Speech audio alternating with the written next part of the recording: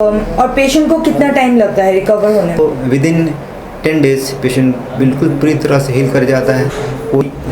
जिस पेशेंट के आप प्लास्टिक सर्जरी कर रहे हैं उनके ही दूसरे पार्ट से स्किन लेके किया जाता है या फिर लाइक आर्टिफिशियल या फिर कुछ और? में बहुत जगह स्किन बैक में हो गया है, जो कि पेशेंट जो अनफॉर्चुनेटली जो डेथ कर चुके हैं उनका स्किन हम लोग स्टोर कर लेते हैं और उस कंडीशन में उस पेशेंट को लगा देते हैं। Hello everyone and welcome to Jharkhand express. आज हम लोग आए हुए हैं galaxy burn and plastic surgery super speciality hospital में।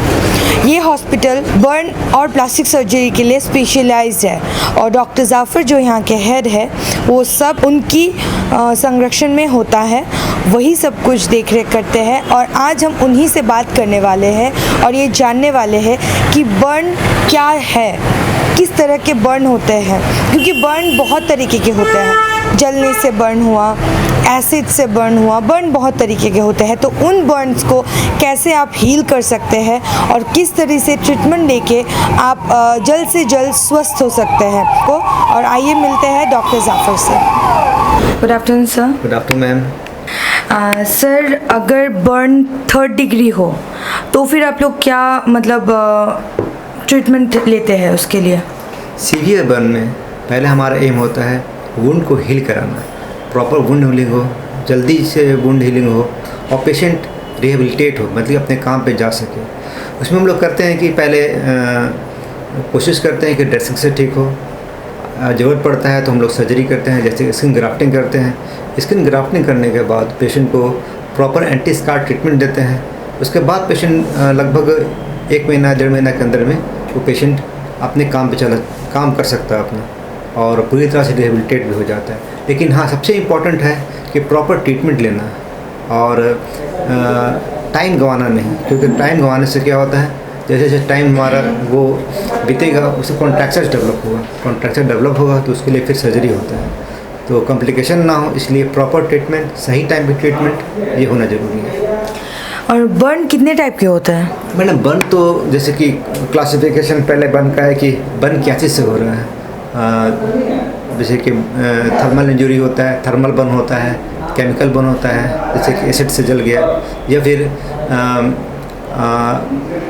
केमिकल बर्न होता है। ये सब बर्न है, थर्मल, केमिकल और इस तरह से बर्न होता है। और दूसरी तरह से बर्न क्लासिफिकेशन होता है कि डिग्री पे, thermal burn 1st degree, 2nd degree, 3rd degree. ये सब होता है कि स्किन का कौन सा लेयर इन्वॉल्व है, उस पर होता है कि अगर सुपरफिशियल स्किन मतलब कि डर्मिस और ये डर्मिस सुपरफिशियल लेयर इन्वॉल्व है तो सुपरफिशियल हो गया, पूरा डर्मिस इन्वॉल्व है तो 2nd डिग्री हो गया, डर्मिस प्लस फ्लैट इन्वॉल्व है तो 3rd डिग्री जो सीवियर बर्न होता है। और सर, थर्मल बर्न में आप लोग और पेशेंट को कितना टाइम लगता है रिकवर होने में? देखिए मैडम, बर्न मेनली थर्मल ही होता है ज़्यादातर। हम लोग जो नोटिस करते हैं या हम लोग जो मिलते हैं ज़्यादातर बर्न थर्मल ही होता है। और बर्न जो होता है डिपेंड करता है कि बर्न कौन सा डिग्री बर्न है।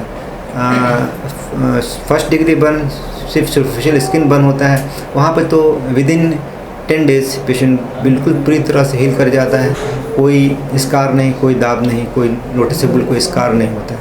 2nd डिग्री बर्न में प्रॉपर ट्रीटमेंट चाहिए होता है।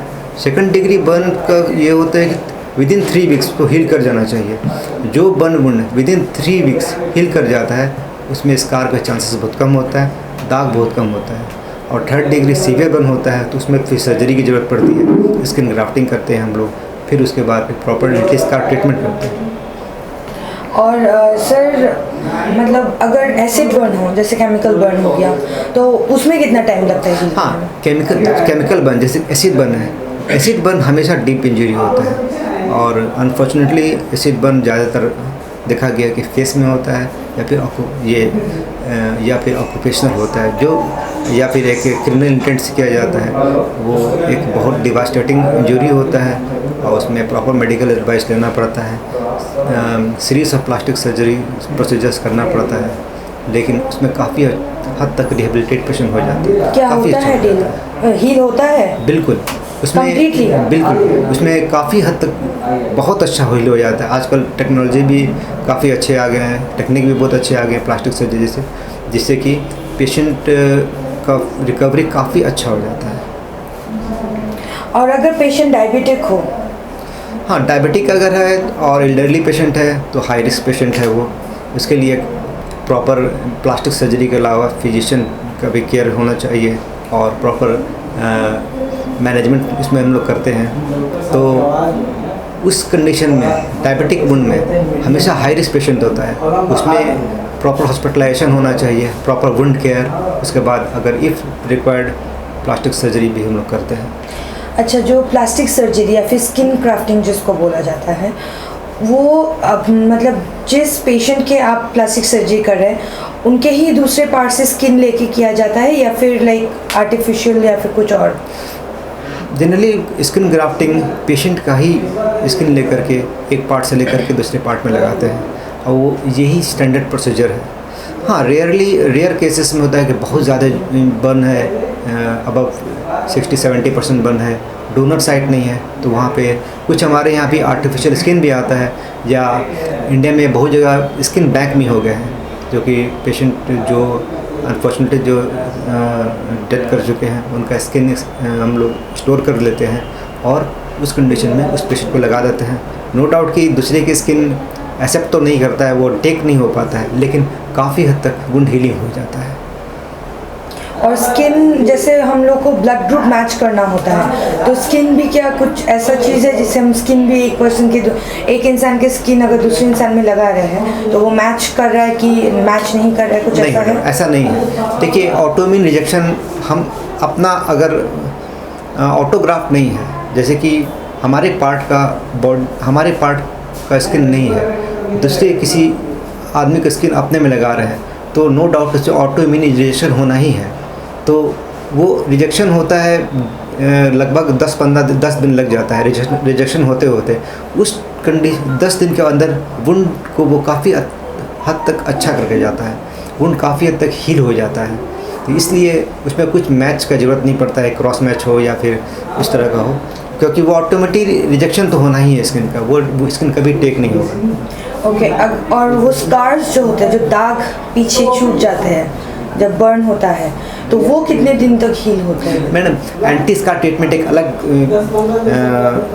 एक कोर्स होता है प्रॉपर। एक्चुअली होता क्या है कि बर्न वुंड हील कर गया तो कुछ पेशेंट ट्रीटमेंट छोड़ देते हैं, जबकि ऐसा नहीं होना चाहिए। बर्न वुंड हील करने के बाद कॉन्टिन्यूस प्लास्टिक सर्जरी के सुपरविजन में रहना चाहिए।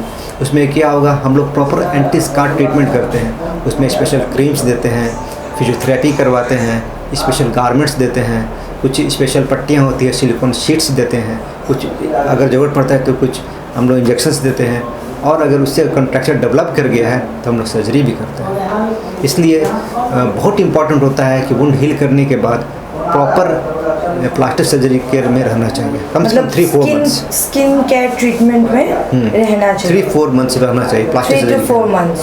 तो उसके बाद वो स्कार भी दिखना बंद हो जाता है। काफ़ी हद तक वो स्कार में इम्प्रूवमेंट, एस्थेटिकली इम्प्रूवमेंट भी होगा, फंक्शनली भी कुछ इसको सिम्टम नहीं रहेगा, ना इचिंग होगा, ना पेन होगा, और वो कॉन्ट्रैक्चर्स डेवलप करना, ये सब कुछ भी नहीं होगा अगर प्रॉपर ट्रीटमेंट बर्न के बाद लेते हैं। तो 3-4 मंथ्स बहुत इंपॉर्टेंट होता है।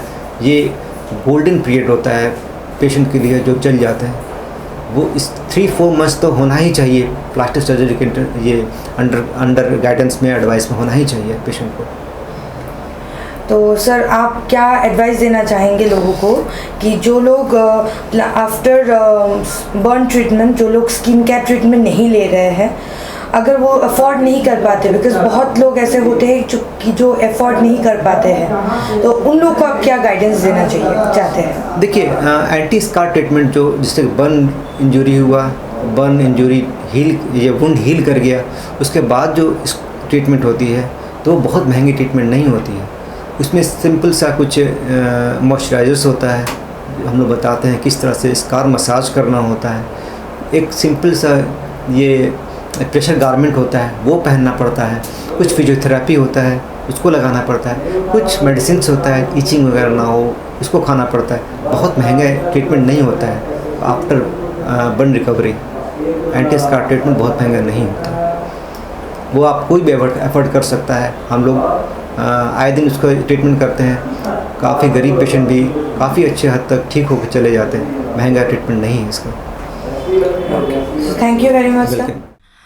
तो जैसे कि आप सबने देखा, हमने अभी डॉक्टर जाफ़र से बात की है और ये सब भी जाना है कि कैसे आप अपने बॉडी को हील कर सकते हैं अगर आपके शरीर में कोई डीप बर्न हो जाता है, या फिर अगर आपका शरीर एसिड से बर्न होता है तो आप बॉडी को हील होने में कितना टाइम लगता है, कैसे ट्रीटमेंट आपको लेने चाहिए, कैसे प्लास्टिक सर्जरीज़ होती है, सब हम लोगों ने जाना डॉक्टर साहब से। और उसी के साथ साथ डॉक्टर साहब ने बहुत एक इम्पॉर्टेंट बात भी कही है कि अगर आपका शरीर बर्न होता है किसी भी वजह से, किसी भी सिचुएशन में, तो आपको डॉक्टर के केयर के साथ साथ घर में भी आपको बहुत अच्छी से केयर उसको लेना पड़ेगा, तभी आप जल्दी से हील हो पाइएगा और स्वस्थ हो पाइएगा।